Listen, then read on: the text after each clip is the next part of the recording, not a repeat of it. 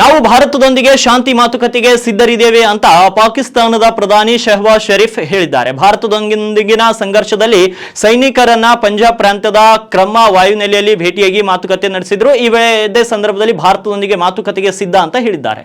ಶಹಬಾಜ್ ಅವರೊಂದಿಗೆ ಉಪ ಪ್ರಧಾನಿ ಇಶಾಕ್ ದಾರ್, ರಕ್ಷಣಾ ಸಚಿವ ಖವಾಜಾ ಆಸಿಫ್, ಸೇನಾ ಮುಖ್ಯಸ್ಥ ಜನರಲ್ ಆಸಿಮ್ ಮುನೀರ್ ಮತ್ತು ವಾಯುಪಡೆಯ ಮುಖ್ಯಸ್ಥ ಮಾರ್ಷಲ್ ಜಹೀರ್ ಅಹ್ಮದ್ ಬಾಬರ್ ಸಿಂಧು ವಾಯುನೆಲೆಗೆ ಬಂದಿದ್ರು. 4 ದಿನಗಳ ತೀವ್ರ ಗಡಿಯಾಚೆಗಿನ ಡ್ರೋನ್ ಮತ್ತು ಕ್ಷಿಪಣಿ ದಾಳಿಯ ನಂತರ ಸಂಘರ್ಷವನ್ನ ಕೊನೆಗೊಳಿಸಲು ಮೇ 10ರಂದು ಭಾರತ ಮತ್ತು ಪಾಕಿಸ್ತಾನದ ನಡುವೆ ಮಾಡಿಕೊಂಡಂತ ಒಪ್ಪಂದದ ನಂತರ ರಕ್ಷಣಾ ಸೌಲಭ್ಯಕ್ಕೆ ಪ್ರಧಾನಿಯ 2ನೇ ಭೇಟಿ ಇದಾಗಿದೆ. ಪಹಲ್ಗಾಮ್ ಭಯೋತ್ಪಾದಕ ದಾಳಿಯಲ್ಲಿ 26 ಜನರ ಹತ್ಯೆಗೆ ಪ್ರತಿಕಾರ ತಿಳಿಸಿಕೊಳ್ಳಲು ಭಾರತ ಮೇ 6 ಮತ್ತು 7ರ ಮಧ್ಯರಾತ್ರಿ ಆಪರೇಷನ್ ಸಿಂಧೂರನ್ನ ಪ್ರಾರಂಭಿಸಿತ್ತು. ಪಾಕಿಸ್ತಾನ ಮತ್ತು ಪಾಕ್ ಆಕ್ರಮಿತ ಕಾಶ್ಮೀರದ 9 ಭಯೋತ್ಪಾದಕ ತಾಣಗಳನ್ನ ಗುರಿಯಾಗಿಸಿಕೊಂಡು ಭಾರತೀಯ ಸಶಸ್ತ್ರ ಪಡೆಗಳನ್ನ ನಡೆಸಿದಂತ ದಾಳಿಯಲ್ಲಿ 100ಕ್ಕೂ ಅಧಿಕ ಭಯೋತ್ಪಾದಕರು ಸಾವನ್ನಪ್ಪಿದ್ದಾರೆ. ನಂತರ ಪಾಕಿಸ್ತಾನದವು ಮೇ 8, 9, 10ರಂದು ಹಲವಾರು ಭಾರತೀಯ ಸೈನ್ಯ ನೆಲೆಗಳ ಮೇಲೆ ದಾಳಿ ಮಾಡಲು ಪ್ರಯತ್ನಿಸಿತ್ತು.